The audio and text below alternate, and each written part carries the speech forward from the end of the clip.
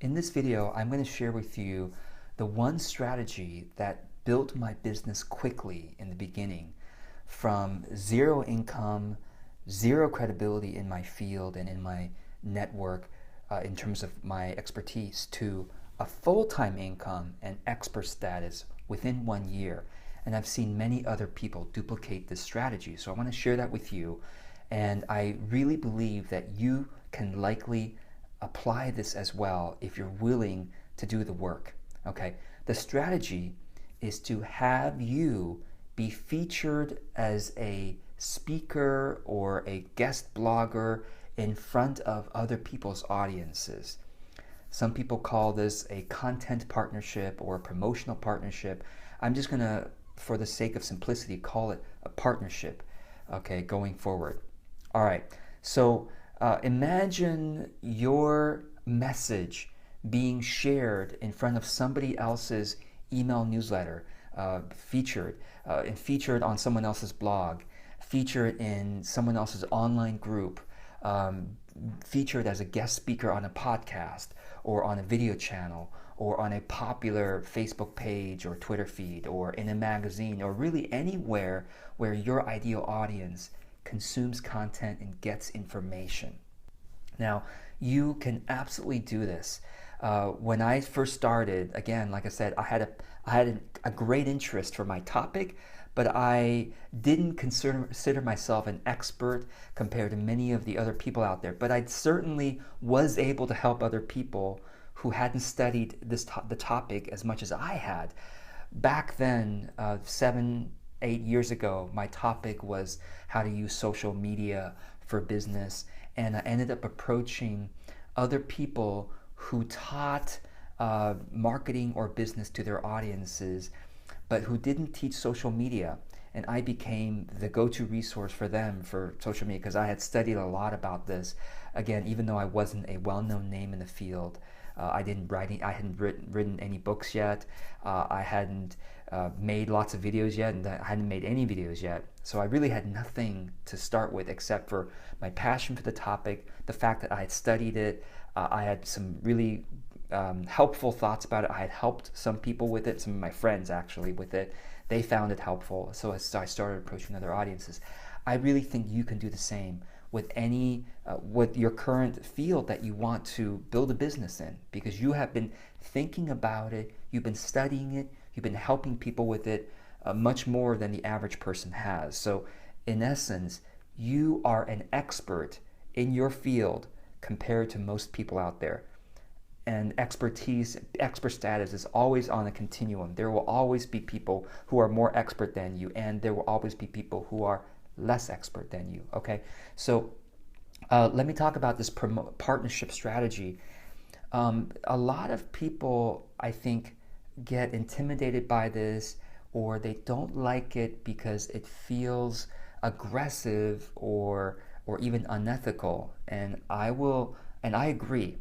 I think the reason why a lot of people don't like this partnership strategy is because they feel like they, maybe as a consumer of content and products and services, they have been inundated by other people promoting their partners.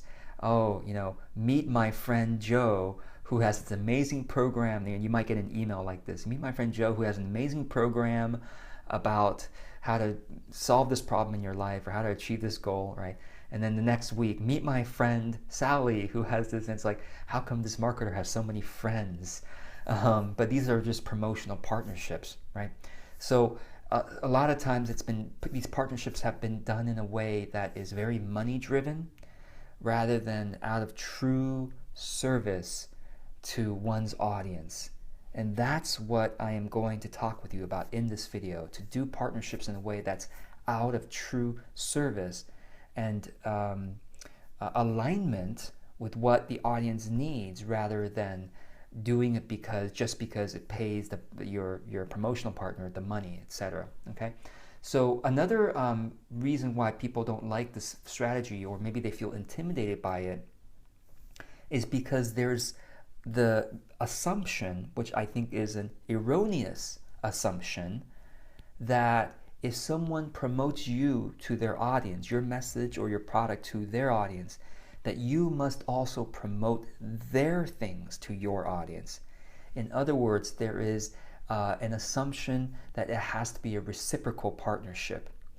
And yes, that has often been the case, but I have also been involved in quite a few partnerships that were not reciprocal in that way. Someone promoted me, lots of people have promoted me where I wasn't required to promote them to my audience, okay? And vice versa.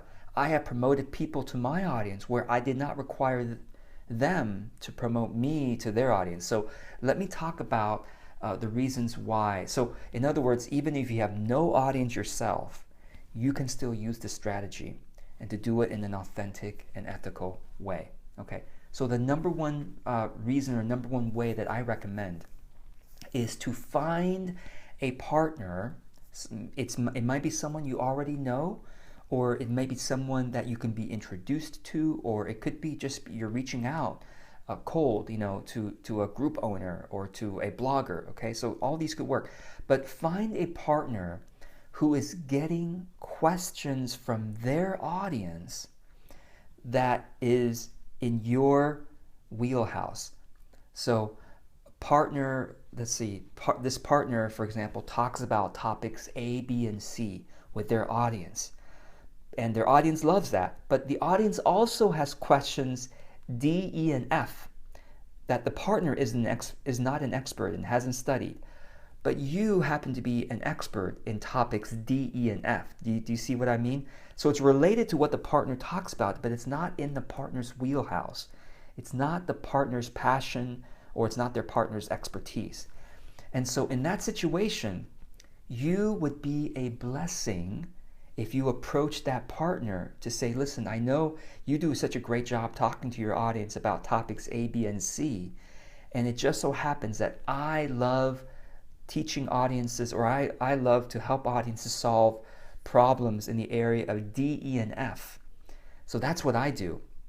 And my guess is that you have audience members who ask you about that or need this. Is that right?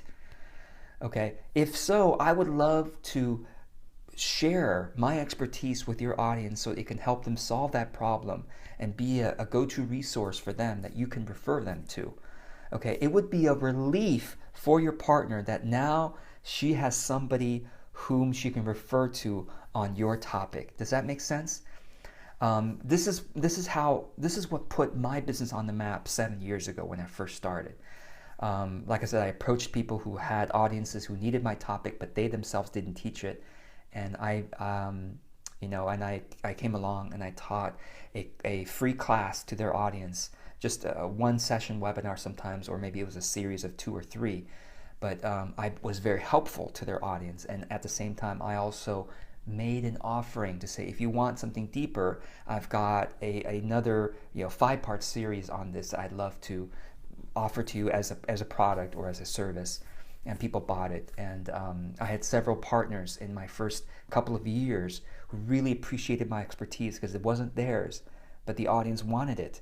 And so it really put my business on the map. So I really encourage you to think about your topic and what's related to your topic. That's not what you teach. That's not what you're an expertise in. Seek out partners who are on either side of you in terms of your topics, and so that you can partner with each other. Now, again, you don't have to reciprocate, okay?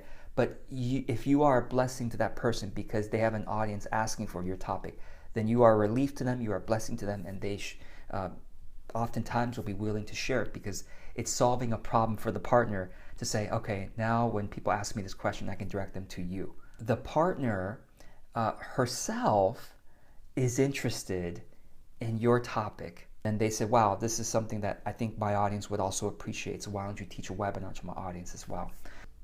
When you find somebody who regularly shares, who has a channel of some kind, whether it's a blog or a YouTube channel or a Facebook page or an email newsletter or a magazine where they need to continually churn out a lot of good content, And you notice that the content isn't just their own voice, but that they actually curate and collect content from lots of different people to share in their magazine, or to share on their blog, or on their website, or to share on their YouTube channel, or in their Facebook page, or in their LinkedIn group or Facebook group.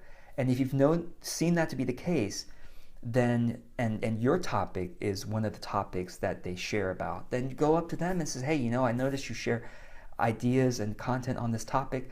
I'd love to write a blog post for your audience, or I'd love to do a specific webinar to help them on my topic. Would that be useful? And by the way, you could either do that for free for them, or you can even have your partner charge for it. Charge a small fee, a $5 fee per attendance to a webinar, and you could even offer that they could keep all the money, and you are simply looking for an audience to share your message, and at the end you could spend a few minutes of your webinar to talk about your service and talk about your product. And a lot of times, again, with partners who have this requirement to churn out a lot of content because that's what their audience is expecting, okay, then you would be a blessing. Again, this is all about finding a fit to help other people. You would be a blessing to that partner because you come along and fulfill his or her need, and you fulfill the audience's need.